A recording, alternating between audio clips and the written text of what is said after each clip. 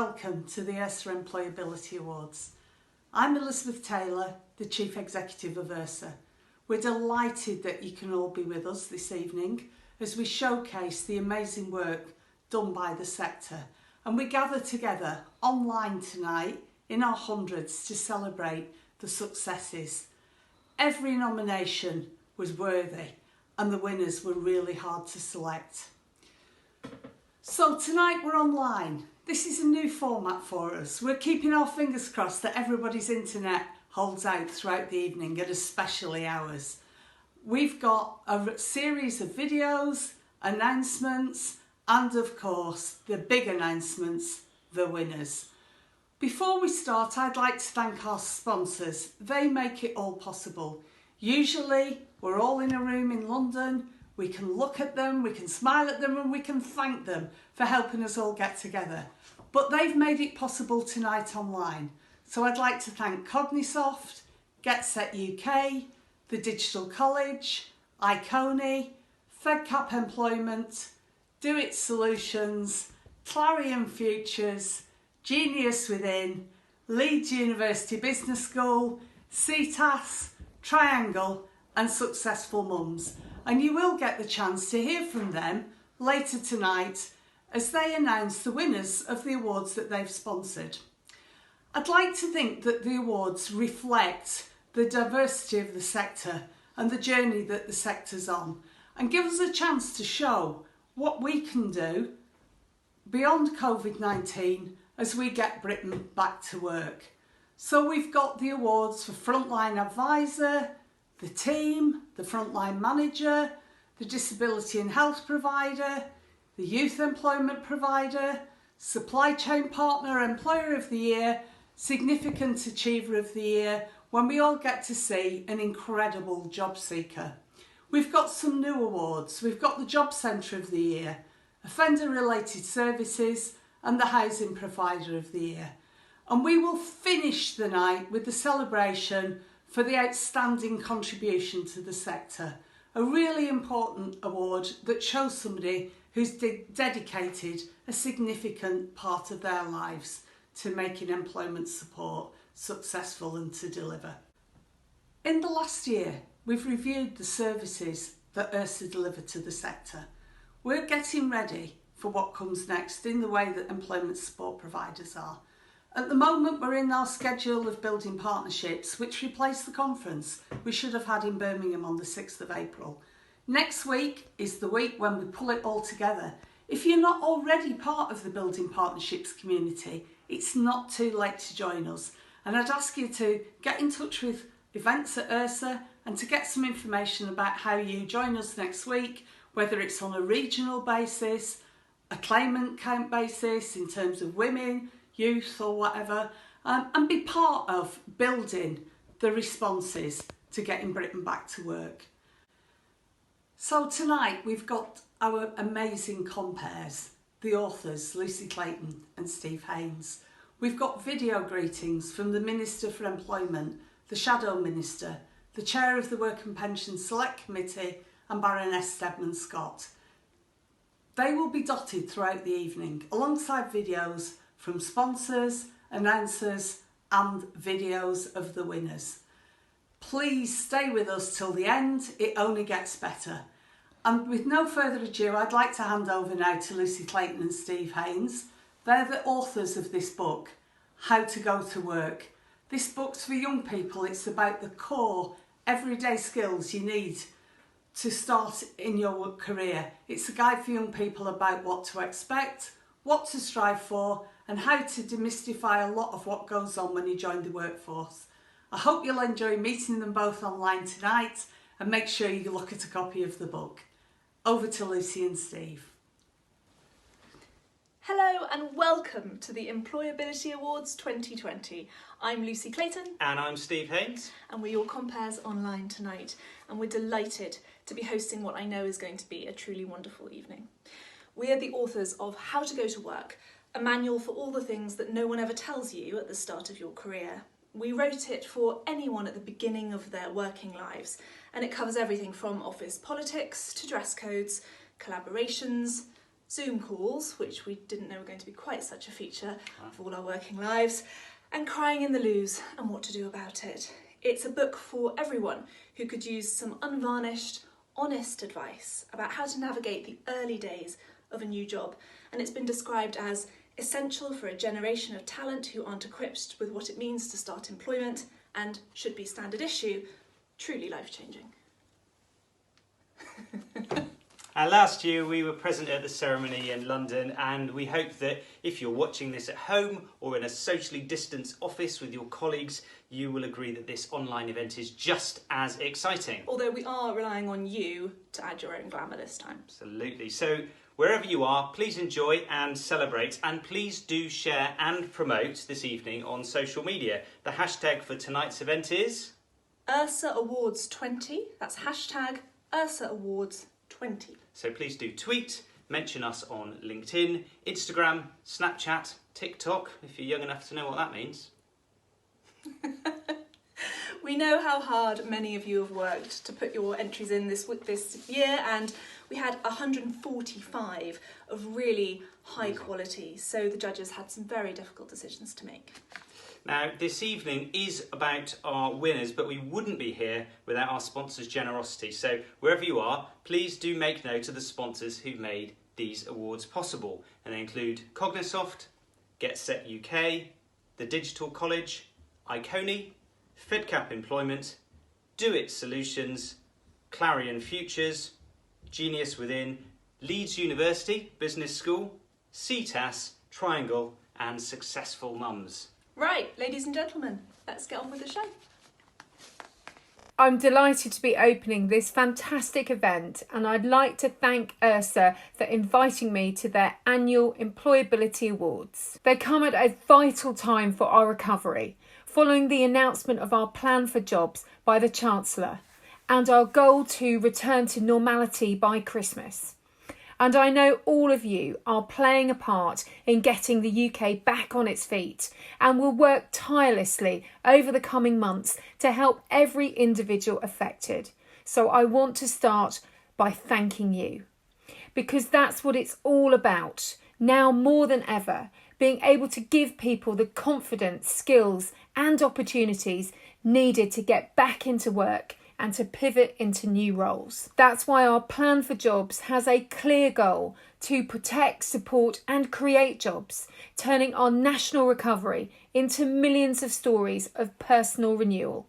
In government, we're doing our bit with the £150 million boost to our Flexible Support Fund, supporting a community-based response from job centres, including bespoke support for returning mothers and mentoring circles for people from ethnic minority backgrounds.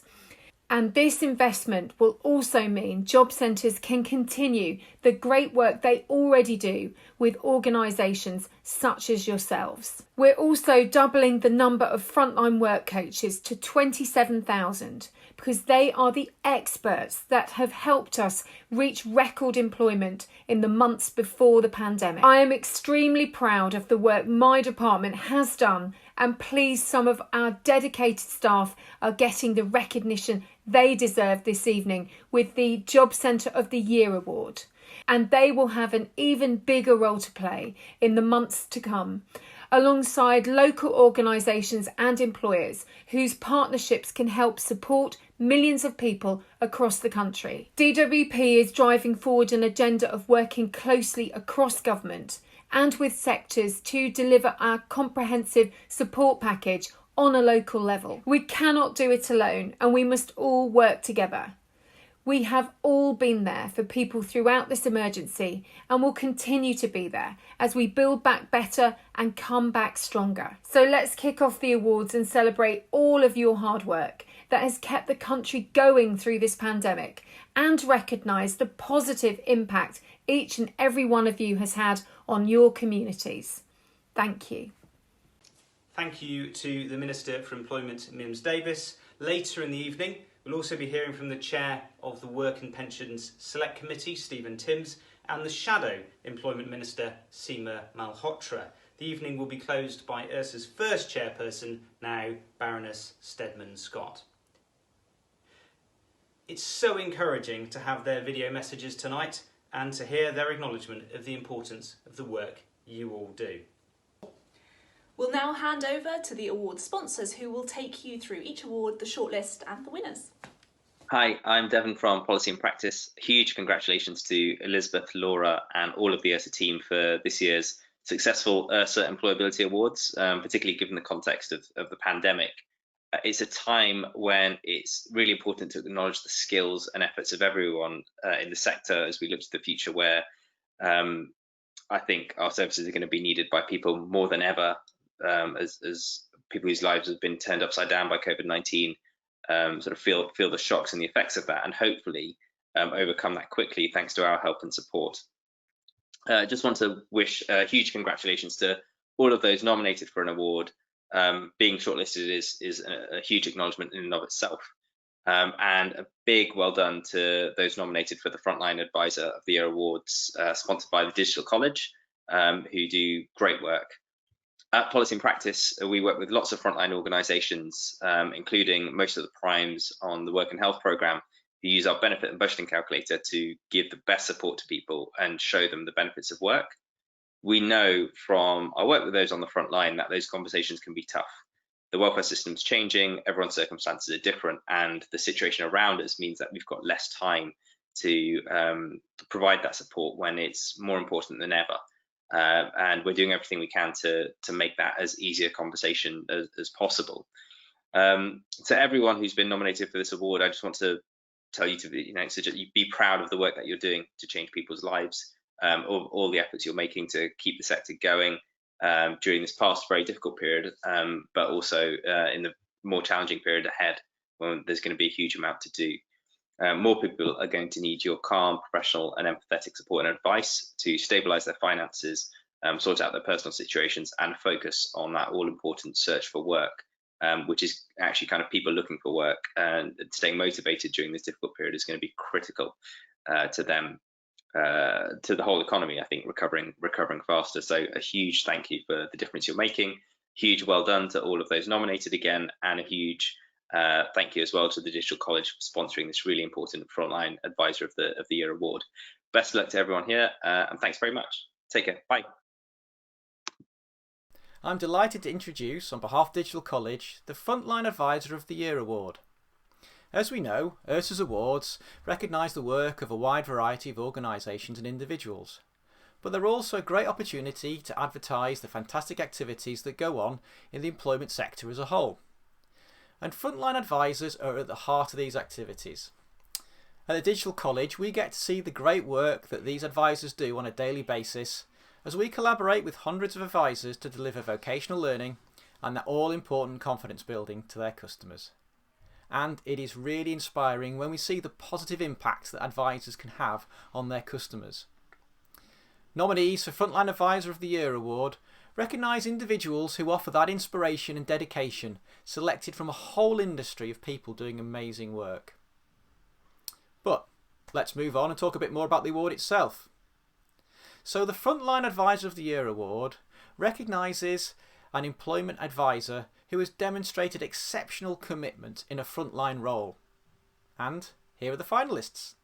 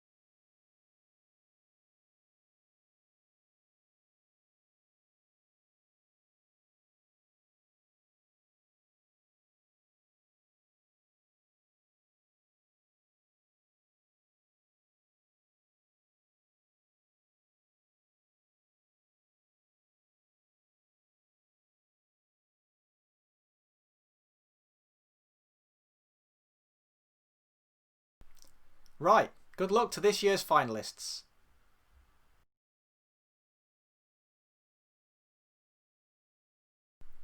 And the winner is...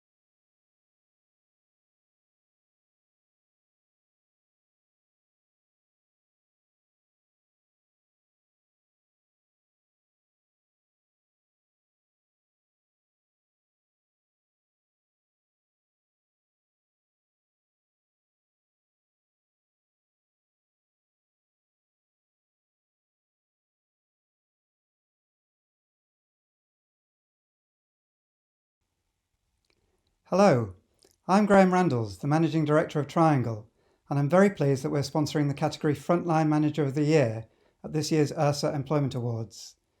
Triangle is a values-based social enterprise with a vision of a society in which people are enabled to thrive.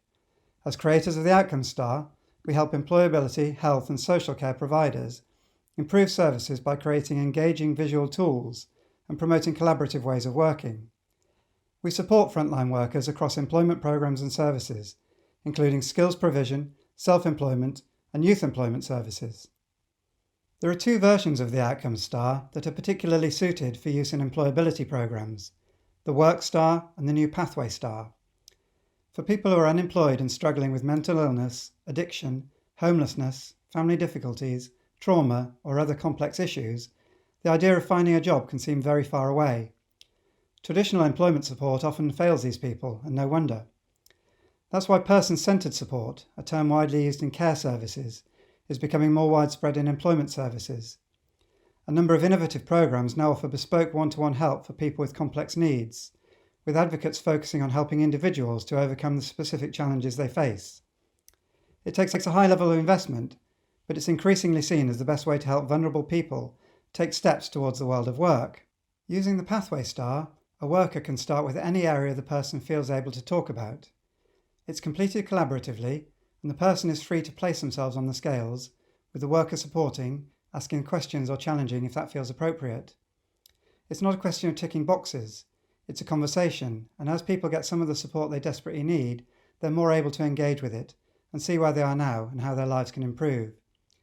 At the beginning of each of the Pathway Star's 8 scales, people are held back by issues such as poor health, poor housing, money problems or family culture, and are not able to talk about them. At the top of each scale, they've been able to address the problem with support, and while it may still be there, it no longer represents a barrier to work for that individual. For service users, seeing their situation and their progress in a simple visual form can be powerful. Many employment support services already use the Work Star to support people to return to work or to find a job for the first time. It covers the traditional areas of employment support, skills and experience, aspiration and motivation, job search skills and the like, but also has 2 areas for drilling down into the person's context, their health and well-being, and the level of stability they have in their life. The Work Star is ideal for mainstream services or for people who need help with navigating job search or brushing up on skills. But if you're a service working with people who are far from being job ready and you're offering in-depth holistic support, take a look at the Pathway Star. From what we've seen so far, it's a really persuasive tool in helping people to change.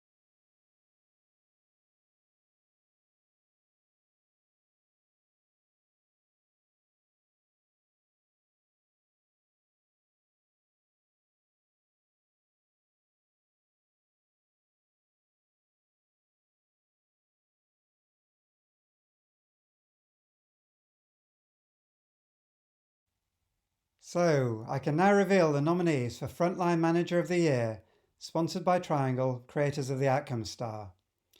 recognising a frontline manager or team leader who has demonstrated exceptional commitment to leading their frontline team to excellent performance and customer achievements.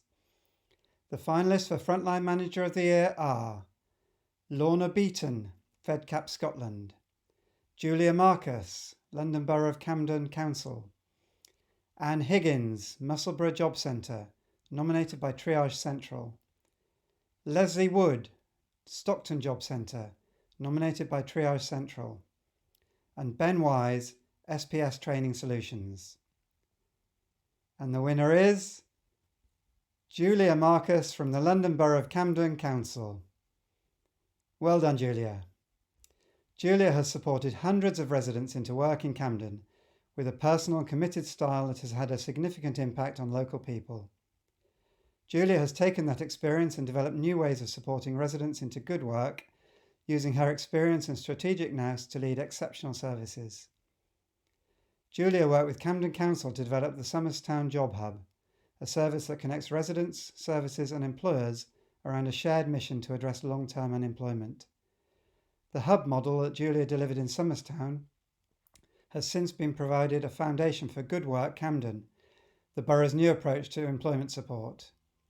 Julia, now a Job Hub lead at Camden Council, is playing a key role, reminding us to involve the community in the design of the service and to stick to our values, accessible for all, relational and unswerving. Once again, well done, Julia.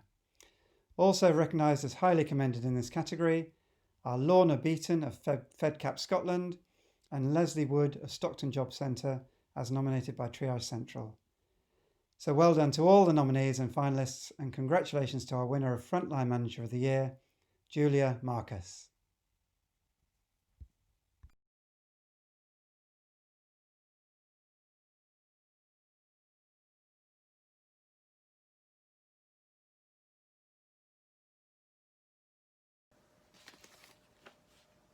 Good evening. I'm Jo Ingold, Associate Professor of Human Resource Management and Public Policy at Leeds University Business School. Here at the Business School at the University of Leeds, we are a triple accredited, world-ranked full-service business school in the top 100 business schools globally.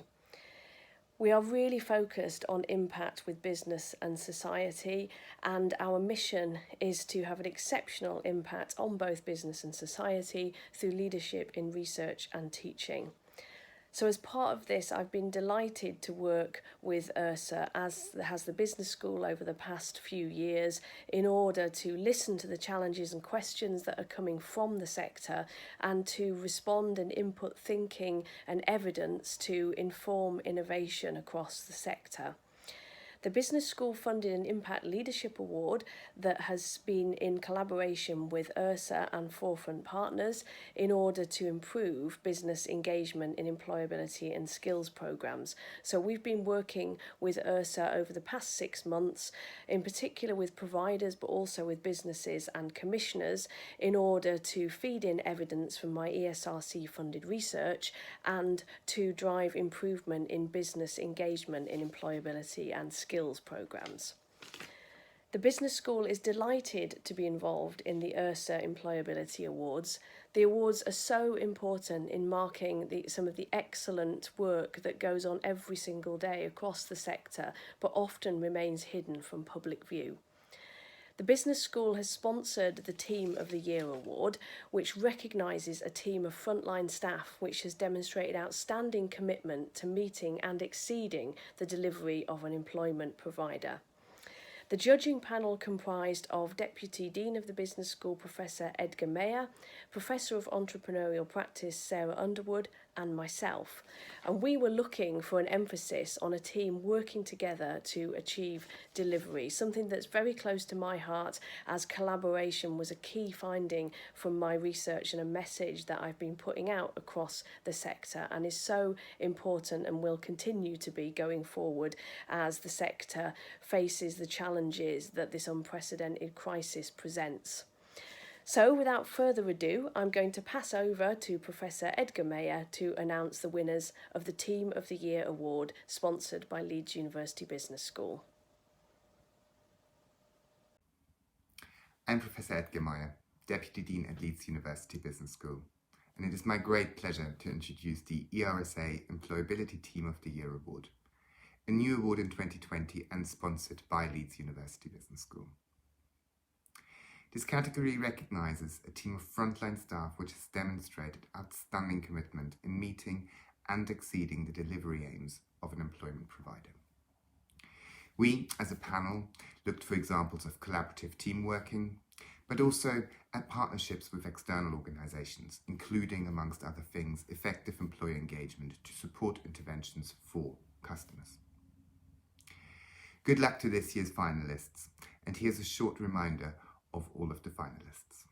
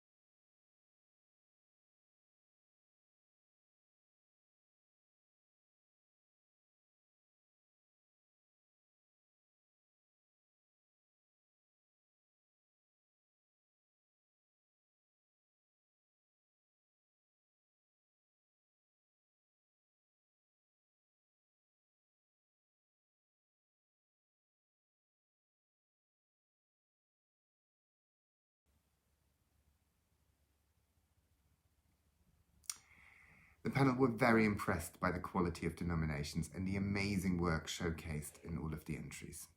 As always, it was very hard to pick just one single organisation. To recognise some of the fantastic work in addition to the winner, the panel highly commends the following projects. Project Apollo by Sheffield Futures. Unity Works Employment Team, and the Positive Progressions team from Craven College. Congratulations.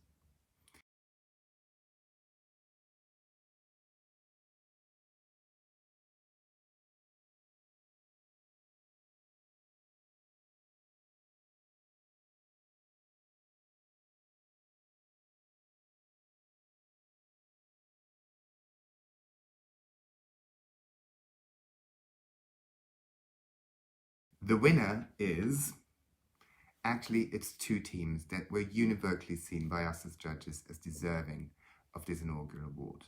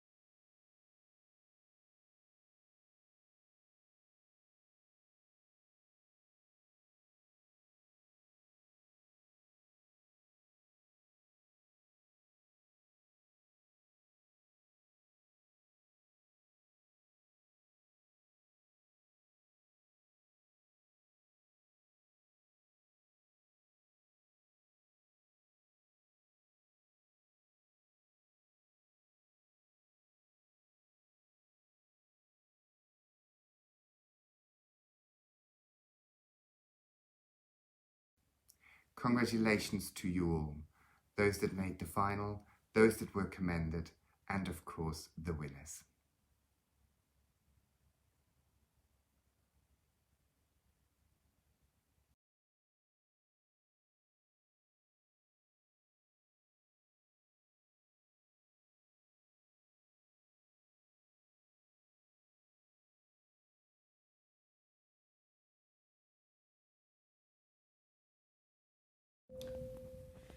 I'm Stephen Timms. I want to congratulate everyone who's been nominated for an award at the ERSA Employability Awards this year, and particularly congratulate all those who win. Advisors, providers, job centres, employers, job seekers.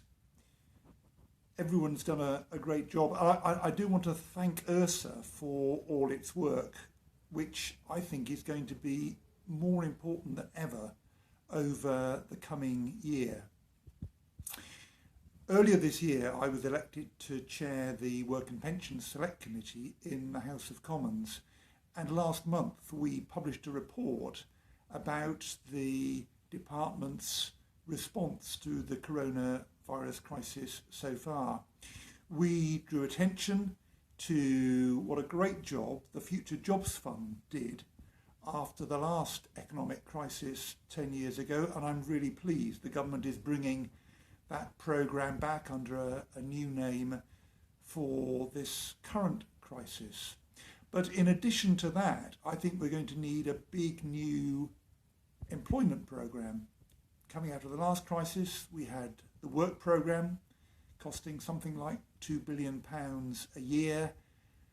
Before this crisis, we had a programme which cost about a tenth of that, and we're going to have to really ramp up support for job seekers in the coming year. I have called, the committee has called for the government to get a move on with its plans to make those clear and to put the funding behind them that they really need. I was very pleased to take part in Employability Day this year by meeting with people from the East London Business Alliance, whose London Works programme benefits my constituents. For this evening, I want to wish particularly Canning Town Job Centre and Barts Health, both up for awards this evening, and both of them serving my constituents here in East London. I think it's absolutely clear that the work of everybody at ERSA and all the member organisations of ERSA is going to be more important than ever as we face this wall of unemployment that we can all see coming at us rapidly over the next few months. Best wishes to everybody. Thanks for all you're doing, and all the best for the awards tonight. Hello, my name is Richard Brooks and I'm from CETAS. I'm delighted to be sponsoring the new category of Job Centre of the Year at the 2020 ERSA Awards. The ERSA Awards are one of the highlights of my year, and I know that there are providers, big and small, charities and businesses across the UK who look forward to this night to celebrate some of the excellent and valuable work that we do. Whilst we can't meet and celebrate in person, it's wonderful that we're still able to have the awards, and I congratulate all the finalists. I started CETAS in 2017, and we deliver employment, wellbeing and mental health programmes in West Sussex and Surrey. As a provider who strives to deliver the highest quality and best performing programmes, we recognise that this cannot be done without the partnership of our job centres. As a board member of ERSA, I recommended this category, and I think it is a fabulous new addition for the event, and I jumped at the chance to sponsor it as CETAS. At CETAS, we rely on our local job centres for referrals, of course, but also with desk space and actually teamwork too. And working as a team with our local job centre colleagues is the critical factor in best supporting our customers towards and into work. Because without them, we just couldn't perform as we do. and I know we're not the only organisation that recognises this.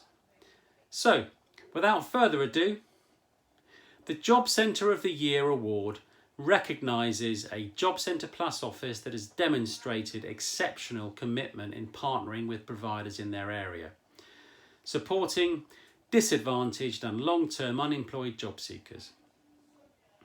So here is a reminder of the finalists.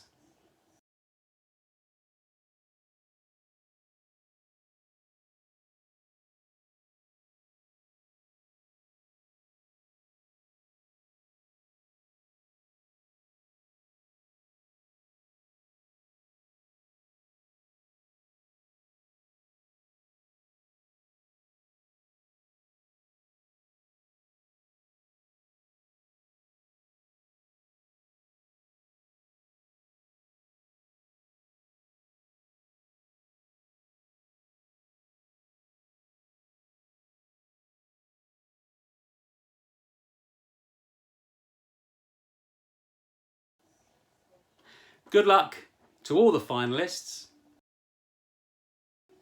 And the winner is